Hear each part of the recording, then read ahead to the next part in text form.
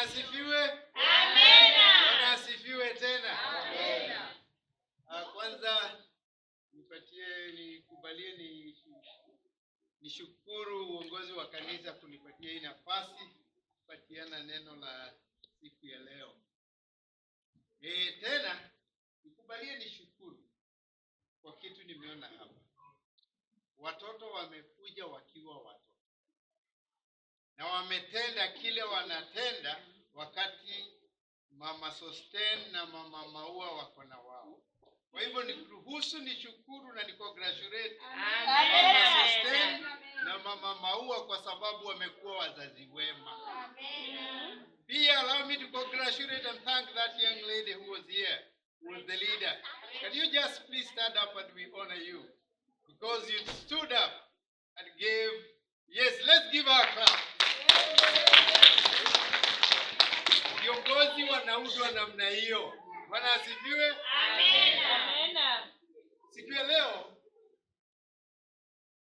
ukumbuke tunaenda zile siku za msalaba. Tunaenda wakati Yesu amesulubiwa kwa msalaba. Na kuna ile siku ya mwisho wakati aliandalia watu meza ile tunasherehekea, tunasema ni meza ya Bwana. Lakini siku ya leo neno langu liko kusikiza na kuelewa Mungu ananena nini. Kwa sababu ukisikia vile Mungu anasema kwako, utakuwa wa kuokoka, utakuwa wa kubarikiwa. Kuna mtu mmoja alikosa kusikiza kile Yesu alikuwa anasema. Akakosa kusikiza kile Mungu alikuwa anamnenea. Na ndiye mtu wa kwanza wa kuhukumiwa na Yesu. Sijui kama mnajua huyo mtu. Mtu wa kwanza kupata hukumu kwa Yesu anaitwa Yuda. Na siku ya leo nataka tujifundishe kutoka kwa Yuda. Ni nini tunahitajika kufanya ili tusije tukajikuta kwa kitu tunaona na inatuingiza motoni.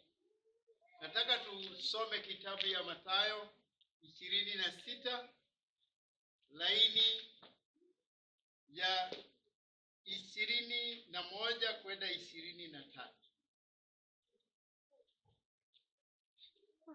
Nao walipokuwa wakila alisema, amin nawaambia, mmoja wenu atanisaliti. Wakahuzunika sana, wakaanza kumuuliza mmoja mmoja, ni mimi Bwana? Akajibu akasema, yeye aliyetia, na inataka ushike hiyo neno, yeye aliyetia mkono wake pamoja nami katika kombe ndiye atakayenisaliti. Nataka kurudia hiyo laini kwa sababu Yuda hakuisikiza. Yeye aliyetia mkono wake pamoja nami katika kombe ndiye atakayenisaliti.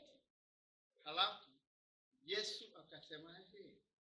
Mwana wa Adamu aenda zake kama alivyoandikiwa, lakini ole wake mtu yule ambaye amsaliti mwana wa Adamu.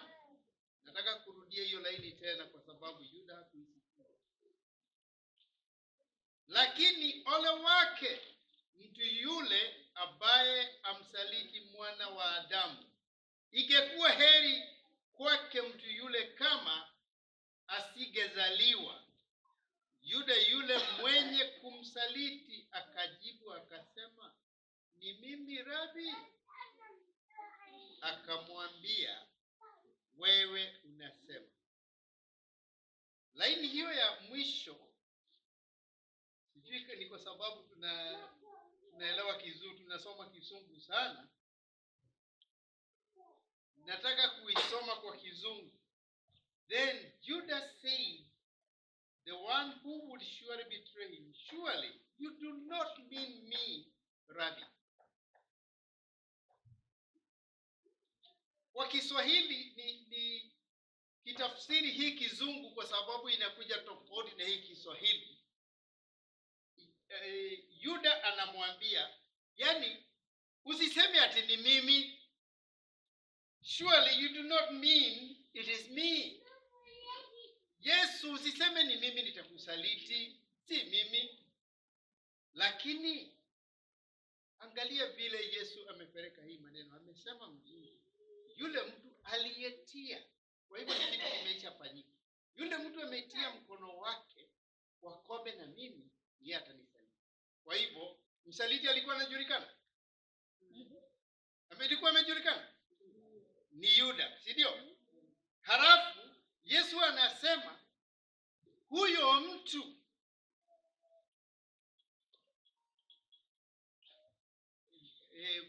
lakini ole wake yule ambaye amsaliti mwana wa Adamu. Kwa hivyo hata hapa hukumu imepatiana, si ni kweli?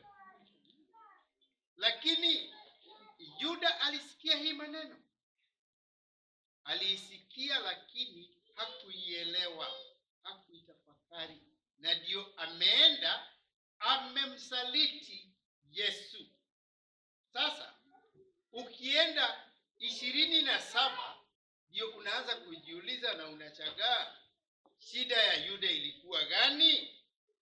Kwa sababu 27 laini ya 3 inasema hivi: kisha Yuda yule mwenye kumsaliti alipoona ya kuwa amekwisha kuhukumiwa, alijuta, akawarudishia wakuu wa makuhani na wazee vile vipande 30 vya pesa, akasema, nilikosa nilipoisaliti damu isiyo na hatia. Hebu nimalizie hapo.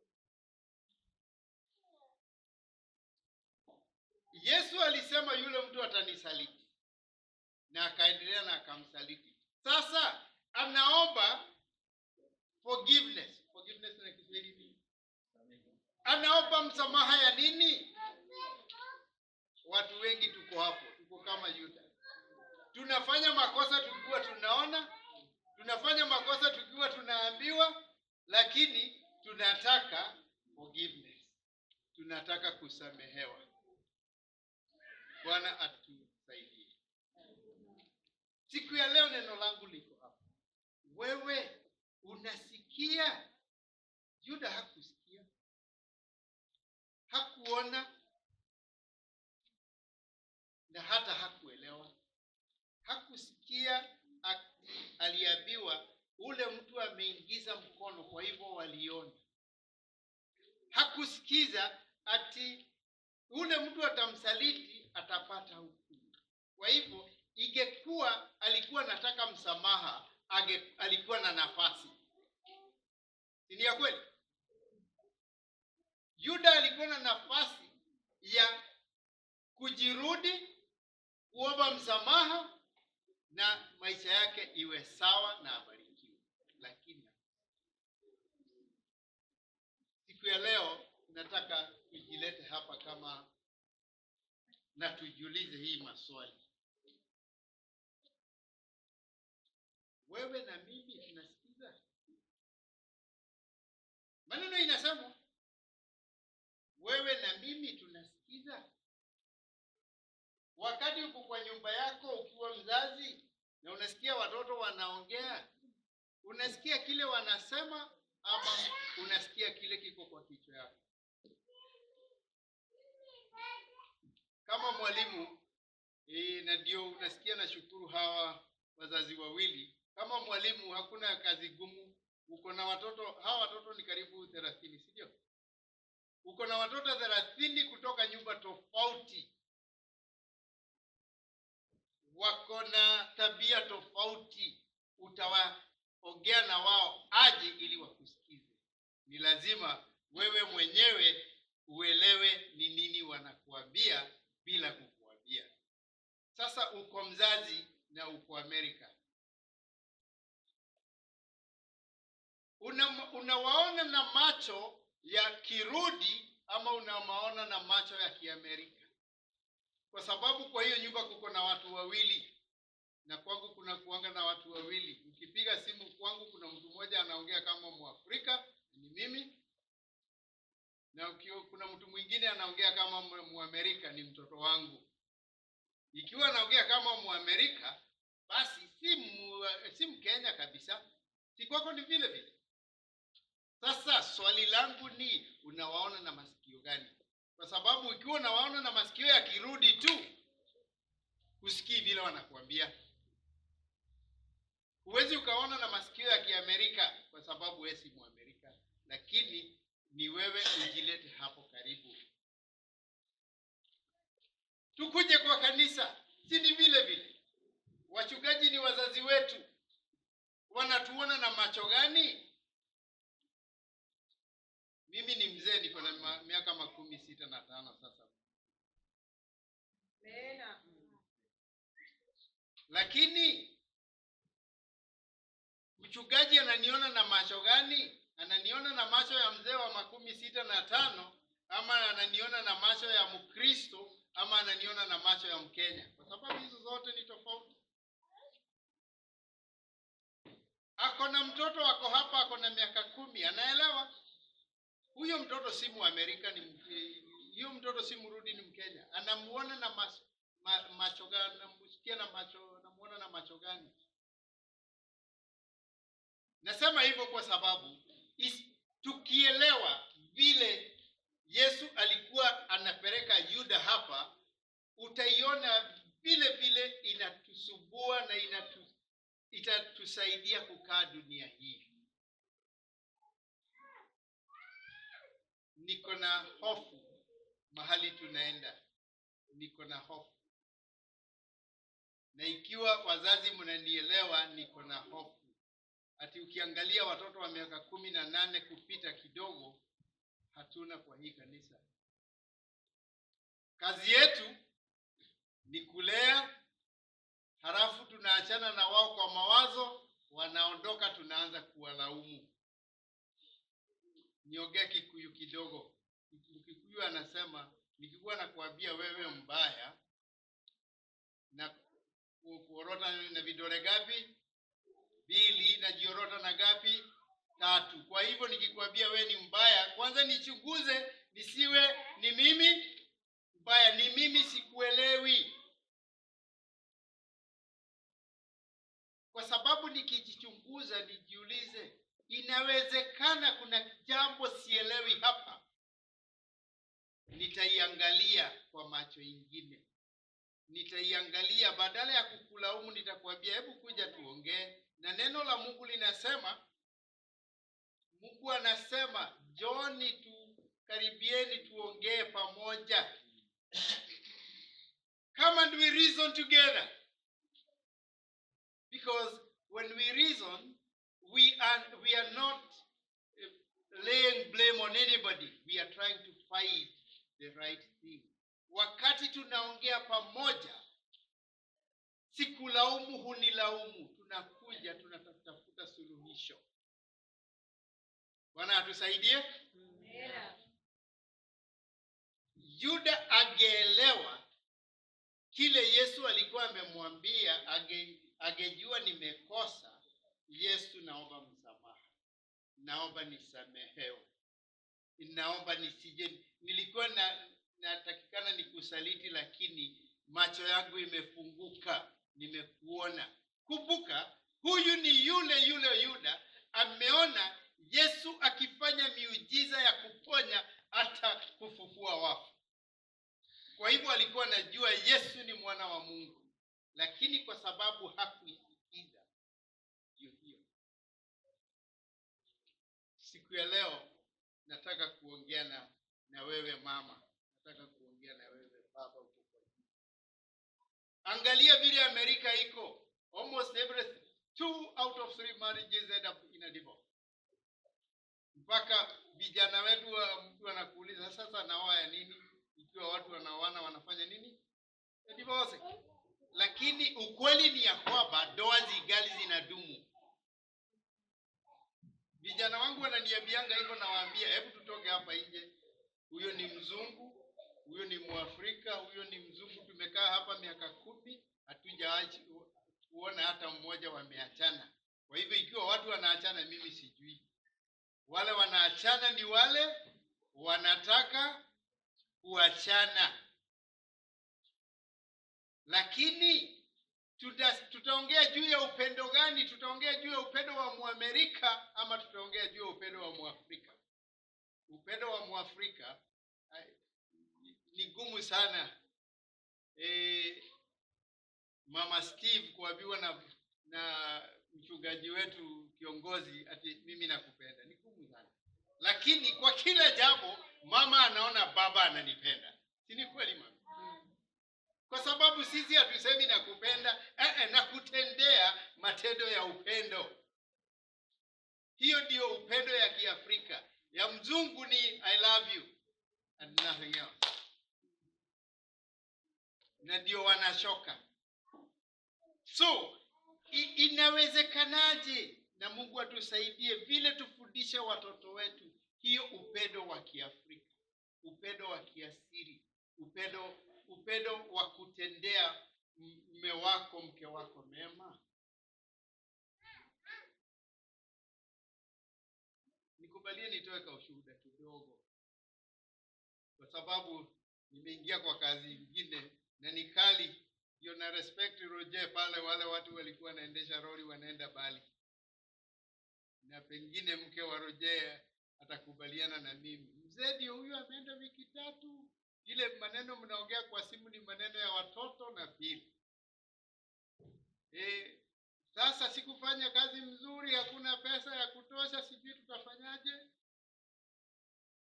Nimejikuta hapo.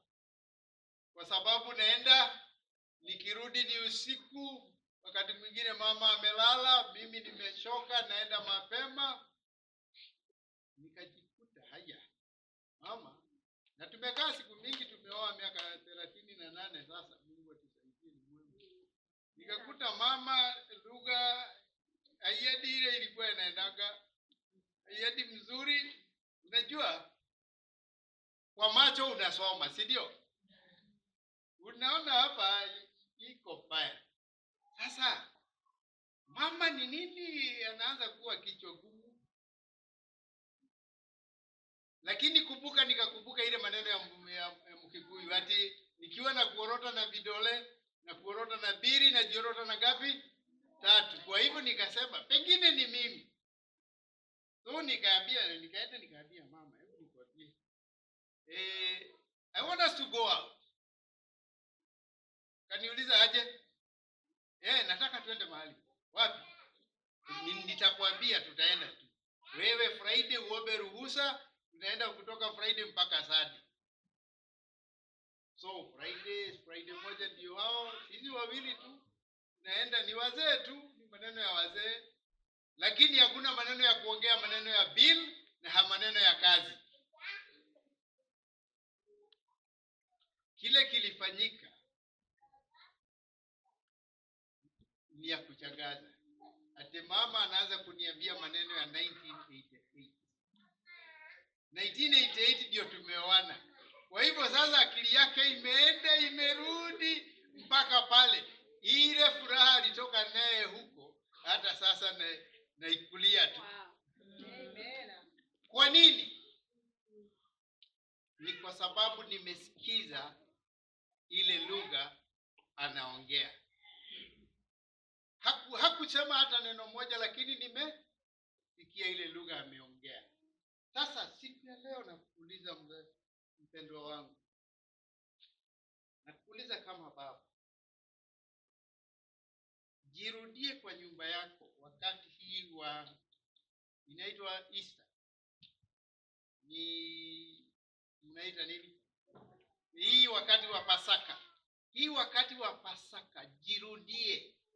Mbele ya uende kwa Mungu, rudi kwa nyumba yako kwanza, fanya nini?